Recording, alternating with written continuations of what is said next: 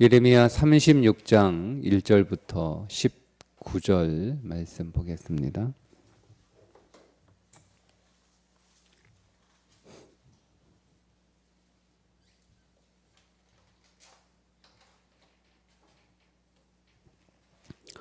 유다의 요시야 왕의 아들 여호야김 제4년에 여호와께로부터 예레미야에게 말씀이 임하니라. 이르시되 너는 두루마리 책을 가져다가 내가 네게 말하던 날 곧 요시야의 날부터 오늘까지 이스라엘과 유다와 모든 나라에 대하여 내가 네게 일러준 모든 말을 거기에 기록하라.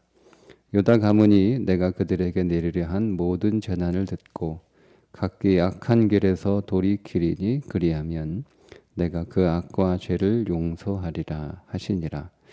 이에 예레미야가 네리야의 아들 바룩을 부르매 바룩이 예레미야가 불러주는 대로 여호와께서 그에게 이르신 모든 말씀을 두루마리 책에 기록하니라. 예레미야가 바룩에게 명령하여 이르되 나는 붙잡혔으므로 여호와의 집에 들어갈 수 없으니 너는 들어가서 내가 말한 대로 두루마리에 기록한 여호와의 말씀을 금식일에 여호와의 성전에 있는 백성의 귀에 낭독하고 유다 모든 성읍에서 온 자들의 귀에도 낭독하라. 그들의 여호와 앞에 기도를 드리며 각기 악한 길을 떠나리라. 여호와께서 이 백성에 대하여 선포하신 노여움과 분이 크니라. 네리야의 아들 바룩이 선지자 예레미야가 자기에게 명령한 대로 하여 여호와의 성전에서 책에 있는 여호와의 모든 말씀을 낭독하니라. 유다의 요시야 왕의 아들 여호야김의 제5년 9월에 예루살렘 모든 백성과 유다 성읍들에서 예루살렘에 이른 모든 백성이 여호와 앞에서 금식을 선포한지라. 바룩이 여호와의 성전 윗들 곧 여호와의 성전에 있는 세문 어기 곁에 있는 사반의 아들 서기관 그마랴의 방에서 그 책에 기록된 예레미야의 말을 모든 백성에게 낭독하니라. 사반의 손자요 그마랴의 아들인 미가야가 그 책에 기록된 여호와의 말씀을 다 듣고 왕궁에 내려가서 서기관의 방에 들어가니 모든 고관 곧 서기관 엘리사마와 스마야의 아들 들라야와 악볼의 아들 엘라단과 사반의 아들 그마랴와 하나야의 아들 시드기야와 모든 고관이 거기에 앉아 있는지라. 미가야가 바룩이 백성의 귀에 책을 낭독할 때에 들은 모든 말을 그들에게 전하매 이에 모든 고관이 구시의 중손 셀레마의 손자 느다냐의 아들 여후디를 바룩에게 보내 이르되 너는 백성의 귀에 낭독한 두루마리를 손에 가지고 오라. 네리야의 아들 바룩이 두루마리를 손에 가지고 그들에게로 오니 그들이 바룩에게 이르되 앉아서 이를 우리 귀에 낭독하라. 바룩이 그들의 귀에 낭독하매 그들이 그 모든 말씀을 듣고 놀라 서로 보며 바룩에게 이르되 우리가 이 모든 말을 왕에게 아뢰리라. 그들이 또 바룩에게 물어 이르되 너는 그가 불러주는 이 모든 말을 어떻게 기록하였느냐 청하노니 우리에게 알리라. 바룩이 대답하되 그가 그의 입으로 이 모든 말을 내게 불러주기로 내가 목으로 책에 기록하였노라. 이에 고관들이 바룩에게 이르되 너는 가서 예레미야와 함께 숨고 너희가 있는 곳을 사람에게 알리지 말라 하니라. 아멘. 오늘 말씀은 하나님께서 예레미야에게 그동안 주셨던 모든 말씀을 다 기록하여 성전에서 백성들에게 다 듣도록 낭독하라는 말씀입니다. 그 시기를 1절에 보면 유다의 요시야 왕의 아들 여호야김 제4년에 여호와께로부터 예레미야에게 말씀이 임하니라. 여호야김 통치 제4년째인 BC 605년입니다. BC 605년이면 예레미야가 부름을 받은 지, 선지자로 부름을 받은 지 23년이 지난 해가 됩니다. 그러면 지난 23년 동안 하나님께서 예레미야에게 하셨던 모든 말씀을 다 두루마리에 기록을 해서 백성들에게 낭독하라는 말씀이겠죠. 23년 동안 하나님이 예레미야에게 하셨던 말씀이 적지 않을 텐데 그것을 다 기억을 해서 하나도 잊어버리지 않고 다 자신의 서기관 바룩에게 그대로 얘기했을 일은 없잖아요. 사람의 기억이라는 게 들었던 말들이 대충 의미는 기억이 난다 할지라도 정확한 내용은, 문장은 왜곡될 수 있으니까 더군다나 다 기억하지 못할 테니 지난 23년 동안 예레미야는 하나님이 자기에게 주셨던 말씀들을 어디엔가 다 기록을 해 놓았던 듯 싶습니다. 그것이 두루마리는 아닐지라도 그 당시 뭐 이렇게 우리처럼 종이가 있었던 때는 아니니까 그렇지만 예레미야는 뭐 어디인지는 모르겠으나 그것이 토기일 수도 있고 뭐 작은 두루마리 조각일 수도 있고 어쨌든 기록을 해 놓았던 듯한데요. 하나님께서 자기 주신 말씀들을 그냥 한번 듣고 그대로 대언하는 것으로 끝내지 않고 그것들을 하나하나 이렇게 기록해 놓았던 것으로 보입니다. 여기에서 우리가 들었던 말씀들을 기록해 놓는 것이 필요하다는 것을 보게 됩니다. 뭐 이것이 법은 아닌데 그러나 유익하죠. 우리가 들었던 말씀을 한번 이렇게 듣고 흘려보내는 것이 아니라, 그러니까 잊어버리는 것이 아니라 세월이 지나가면 들었던 말씀들을 잊어버리잖아요. 그러니까 여러분 우리가 하나님 앞에 성경을 읽으면서 혹은 기도하면서 하나님이 우리에게 깨닫게 해 주셨던 말씀들을 기록해 놓는 것이 유익합니다. 그것이 우리가 다시 뭐 보지 않을지라도 내가 하나님 앞에서 묵상한 말씀들을 기록하여 한 권의 책으로 남겨놓는 것은 우리 자신에게도 유익할 뿐만 아니라 누군가에게 그때 내가 어떤 깨달음을 얻었는데 잘 기억이 안 나는 경우도 있거든요. 저도 이제 성경을 읽다가 혹은 기도하다가 깨닫는 말씀들이 있어요. 그러면 이거를 적어놓지 않으면 뭐 어떤 때는 몇 시간 지나고 난 뒤에도 그때 그게 뭐였지? 이렇게. 그러니까 대충 어떤 의미는 이렇게 기억은 나는데 정확한 문장이, 정확한 단어가 기억이 안 나요. 그러니까 딱 그때 적합한 단어가 생각이 나거든요.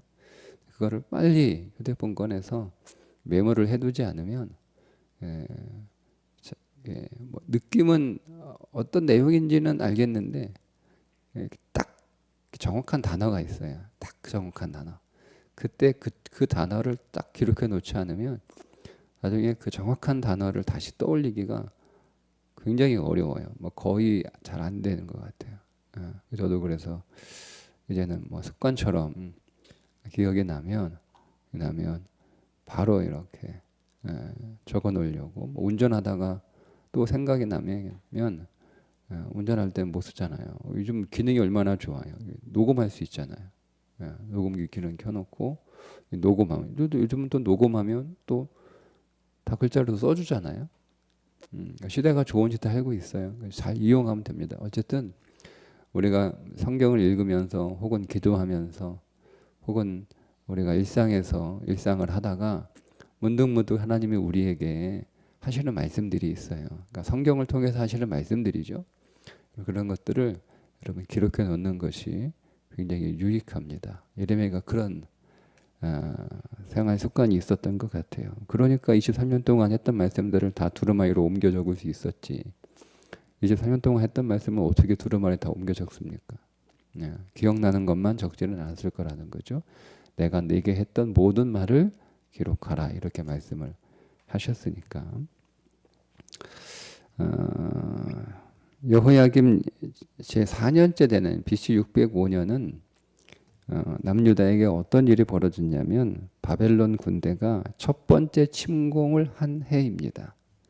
그러니까 바벨론으로부터 첫 번째 제1차 침공을 받고 수많은 사람들이 죽죠. 그리고 그 가운데 살아남은 자 중에 또 많은 사람들이 바벨론으로 1차 포로로 끌려가게 된 해입니다. 그러니까 여호야김 제4년에 하나님께서 예레미야에게 그동안 했던 모든 말씀들을 다 기록하여 백성들의 앞에서 낭독하라라고 했던 요 시기는 바벨론 군대 1차 침공으로 남유다에 큰 어려움이 있었던 그 얼마 후에 발생한 사건으로 보여집니다. 자, 그래서 2절에 두루마리 책을 가져다가 내가 네게 말하던 날 곧 요시야의 날부터 오늘까지 23년이죠. 이 3년 동안 이스라엘과 유다와 모든 나라에 대하여 내가 네게 알려준 모든 말을 거기에 기록하라 이렇게 말씀하고 있습니다. 그동안 예레미야가 했던 모든 말들을 백성들이 제대로 기울여 듣지 않았어요. 기울여 들였으면 바벨론의 1차 침공도 어쩌면 없었을 텐데 계속 듣지 않으니까 계속 무시하니까 이제 하나님이 경고한 대로 바벨론 1차 침공을 당하게 되었다는 거죠. 그 바벨론 1차 침공을 당하고 난 뒤에 하나님이 그동안 했던 말씀들이 그대로 성취되고 있음을 백성들에게 깨우쳐 주시기 위한 목적인 듯합니다. 그러니까 우리가 여러분 우리 안에 기록된 말씀들이 있죠. 그러니까 우리가 말씀드린 것처럼 기도하거나 혹은 성경을 읽거나 우리의 일상 안에서 우리 안에 진리가 들어 있기 때문에 그 진리로 하나님이 역사를 하시는 거예요. 그러니까 우리 안에 여러분 아무런 진리가 들어 있지 않으면 하나님이 우리에게 깨우쳐 주실 수가 없잖아요. 말씀드린 것처럼 우리 안에 계시는 끝났어요. 자꾸 계시 받았다고 하는 사람들은 정신 나간 사람들이에요.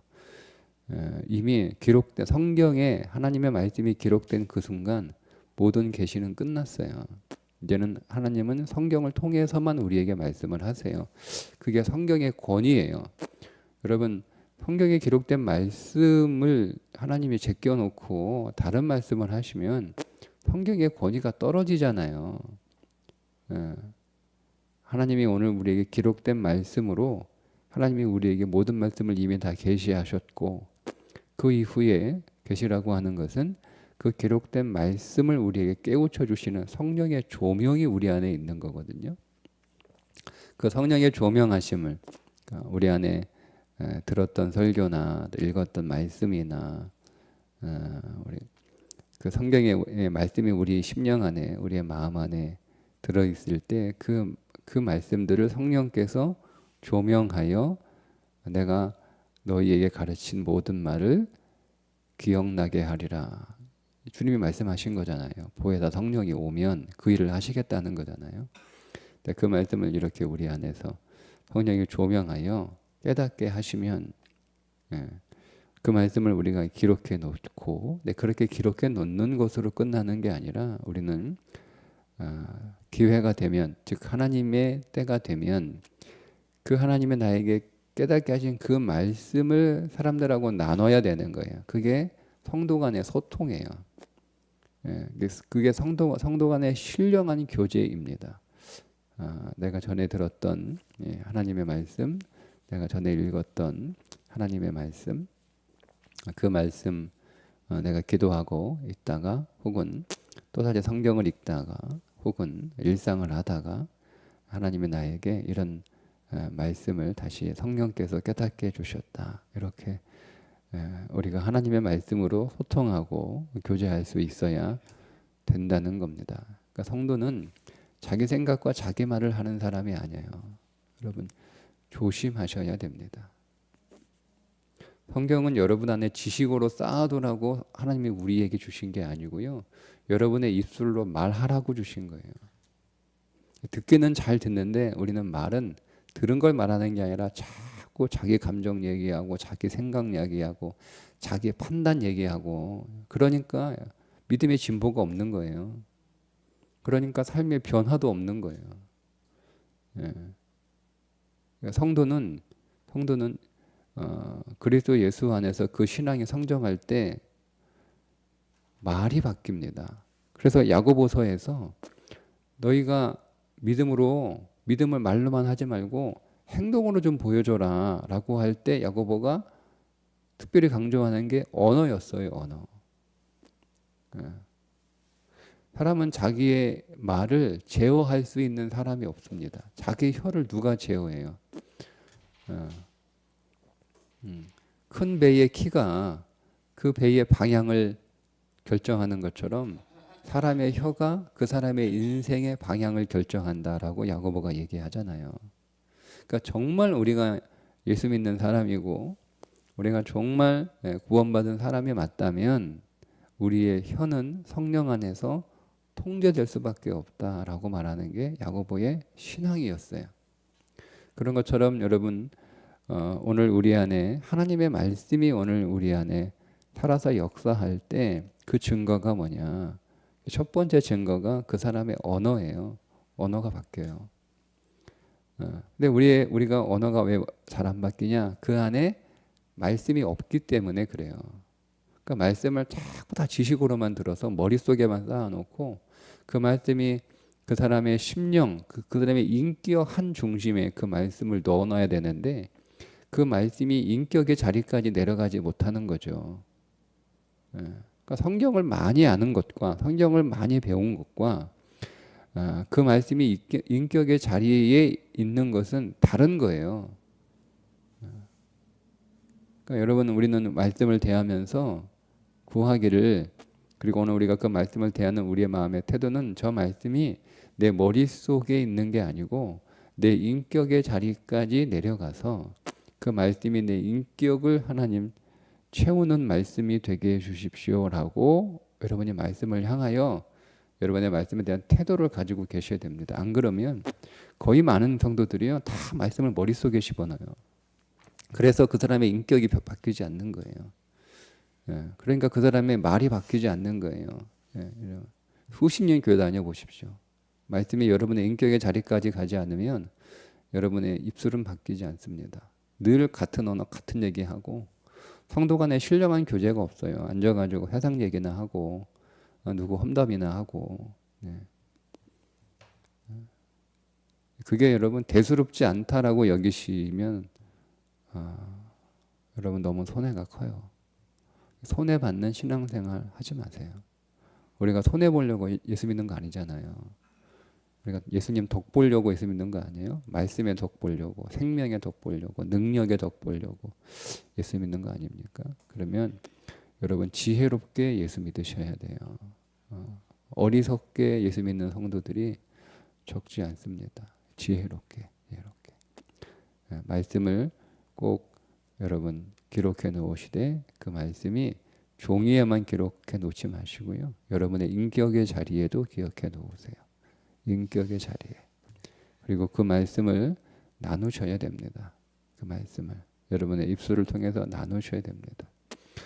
우리가 우리의 머릿속에 기억하고 있는 말씀을 우리가 떠올리는 것과 그 말씀대로 내가 내 입으로 뱉어내는 것은요 하늘과 땅 차이예요.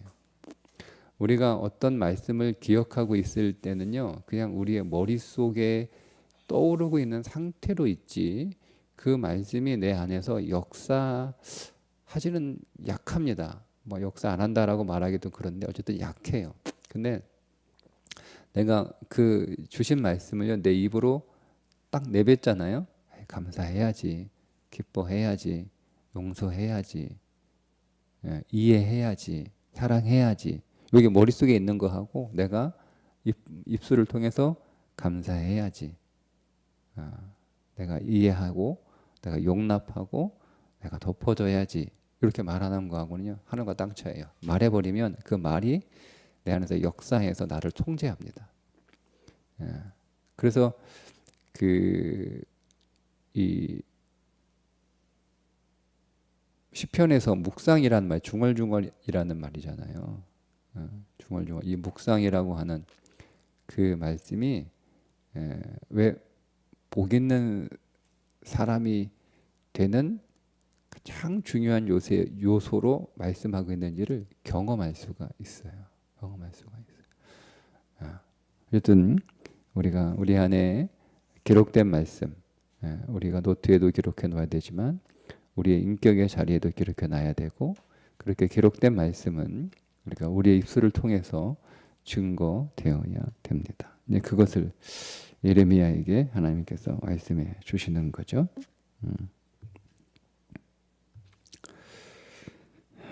자, 이제 이렇게 기록된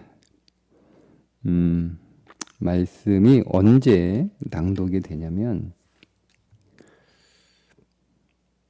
6절에 보면 너는 들어가서 내가 말한 대로 두루마리에 기록한 여호와의 말씀을 금식일에 여호와의 성전에 있는 백성의 귀에 낭독하고 유다 모든 성읍에서 온 자들의 귀에도 낭독하라.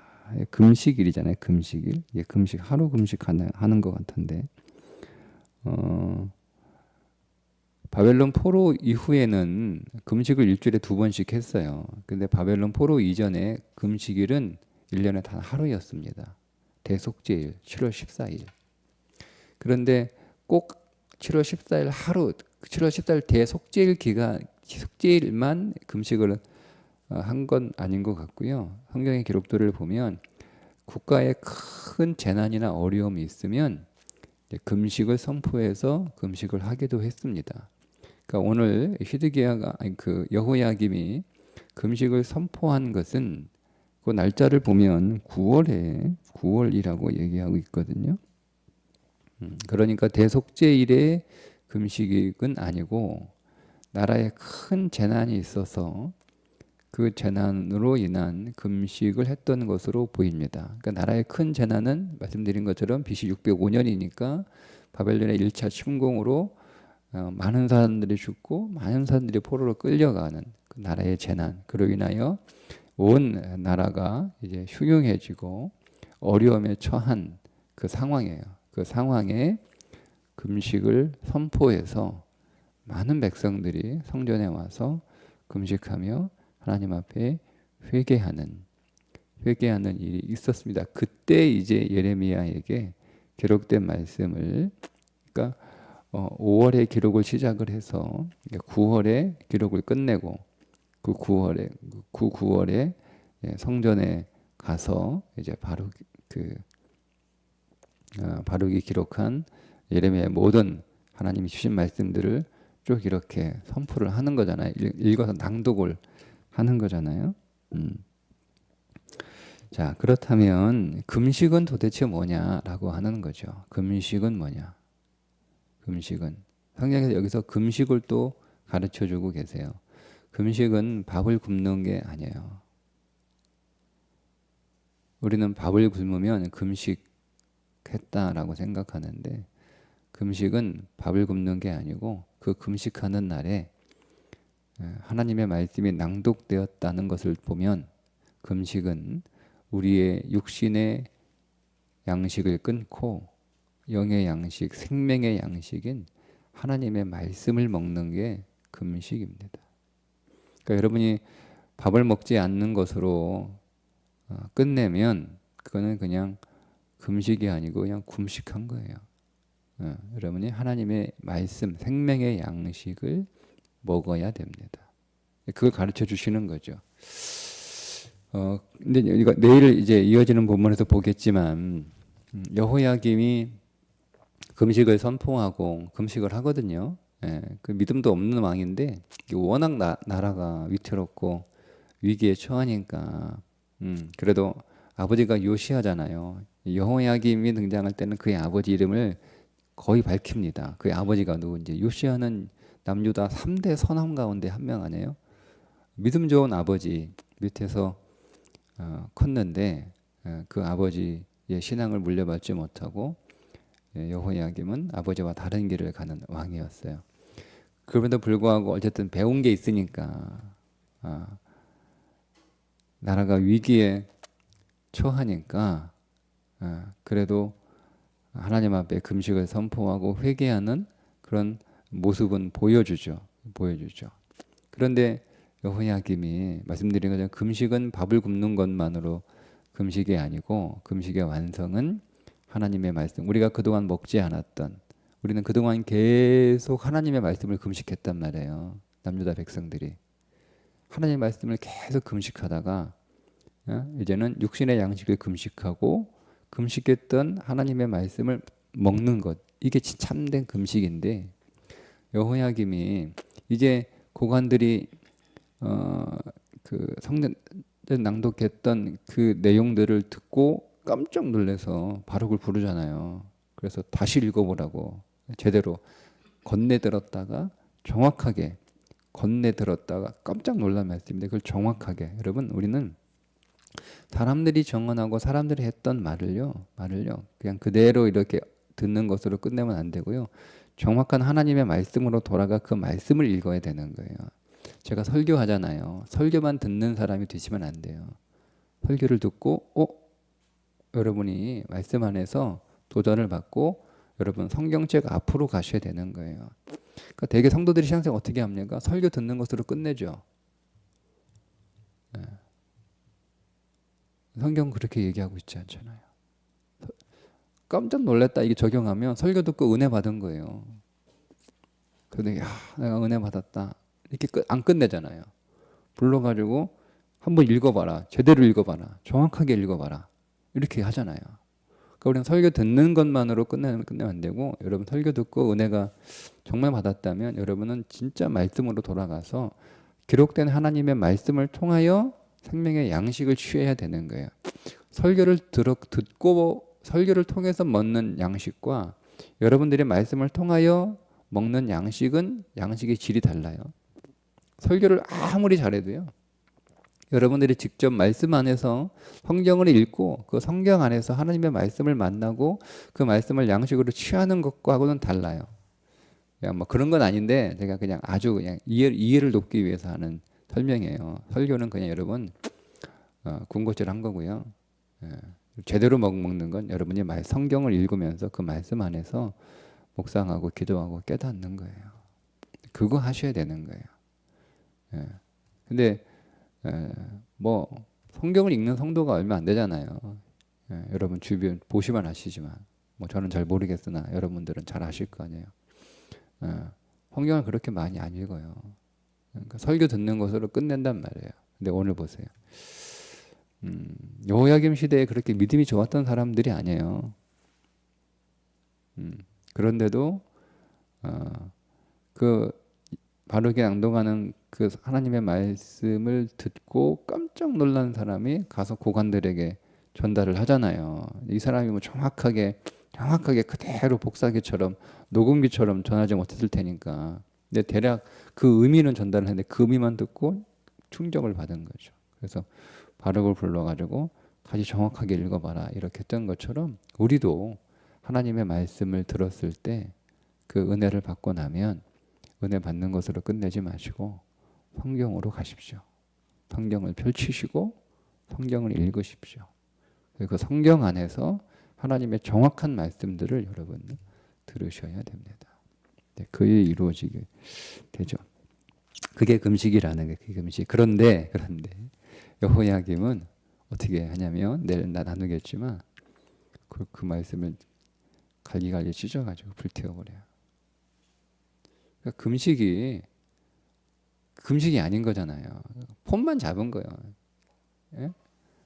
일종의 이벤트 혹은 보여주기 위한 그런 거예요. 그게 여러분 진심이었다 할지라도 금식 그 선포하고 회개하자라고 하는 것이 진심이었다 하더라도 하나님의 말씀이 그 금식을 통하여 하나님이 응답하신 거잖아요. 그들이 금식하고 회개를 선포했을 때 하나님이 그동안 내가 하는 말 귀 막고 듣지도 않더니 이놈들 한 대 맞으니까 그제서 정신 차리고 내 앞에 와서 무릎을 꿇는구나 이렇게 하시는 게 아니고 응답하잖아요. 내가 했던 말 다시 한번 하나님이 들려줘요. 그러니까 여러분 한 말을 우리 보세요. 우리가 하면서 우리가 계속 얘기했는데 그 사람이 안 듣잖아요.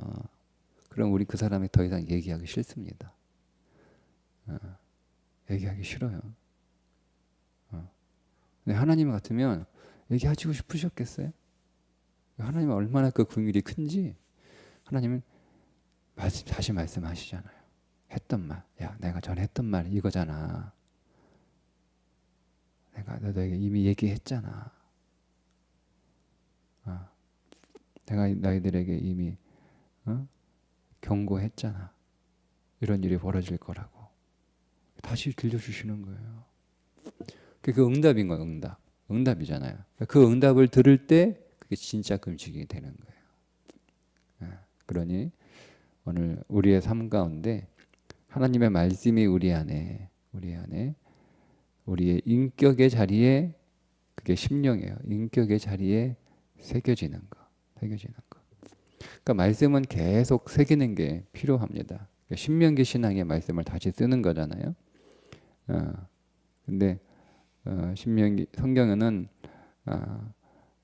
2번 기록하는 정도가 아니고 3번, 4번, 5번, 5번까지 이렇게 기록해야 된다라고 하는 말씀들을 우리에게 깨우쳐 주시거든요. 말씀을 기록하는 거예요. 예레미야가 들었던 말씀을 기록하고 그 기록한 걸 다시 옮겨 적어서 다시 기록하고 예레미야가 한 말을 듣고 바룩이 기록했다고 하잖아요.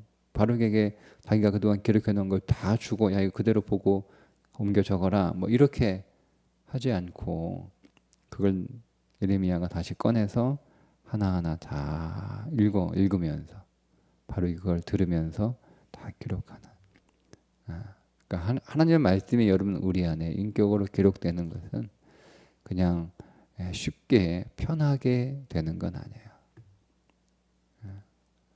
모든 일이 그렇지만 모든 일이 조금 힘들어야 제대로 되는 거잖아요. 공부도 조금 힘들어야 제대로 배우는 것처럼 신앙도 조금 힘들어야 제대로 신앙생활이 배우고 훈련되고 성장하는 거예요.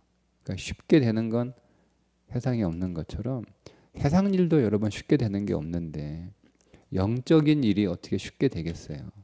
그러니까 편하게 예수 믿고 편하게 은혜 받고 편하게 여러분 신앙에 성장하려고 하는 생각들은 일찌감치 접어버리세요. 그러니까 은혜는 편하게 신앙생활 한다라는 의미의 은혜가 아니에요. 그 은혜를 그렇게 왜곡해서 우리가 이해하는데요. 은혜는 선물이지. 우리가 아무리 노력을 해도 얻을 수 없어서 선물을 주시는 거지. 야, 너무 고생하지 말고 그냥 편하게 믿음 받아라 해서 주시는 게 아니란 말이에요. 그러니 은혜를 편함으로 왜곡하지 마세요. 우리가 그리스도를 더 만나고 그분을 더 생명으로 얻고 그분을 실제로 여러 번 체험하는 그래서 오늘 우리의 신앙생활이 정말 강력한 생명력으로 그렇게 충만해지기 위해서는 여러분 좀 힘들게 하셔야 됩니다. 힘들게. 이 말씀을 설교 한번 듣고 끝났다. 끝내지 마시고 주일 한 번 교회 와서 설교 시간 1시간 30분 정도밖에 안 되는 설교 한번 듣고 어떻게 여러분이 여러분의 영혼을 위한 양식을 다 먹었다고 할 수 있어요. 여러분 군것질 하신 거예요. 아, 참 맛있다. 아니면 여러분 그냥 시식 한번 한 거예요. 진짜 말씀은 여러분이 성경책 앞에 앉으셔야 됩니다. 그 말씀을 취하여서 그 말씀을 여러분의 인격의 자리까지 갖다가 놓으셔야 여러분의 입술이 변하고 여러분의 삶이 바뀝니다. 그 길이 분명하게 수많은 설교자들에 의해서 성도들에게 전해졌음에도 불구하고 정작 그 말씀 앞에 앉아서 그 말씀을 취하는 성도들은 많지 않습니다.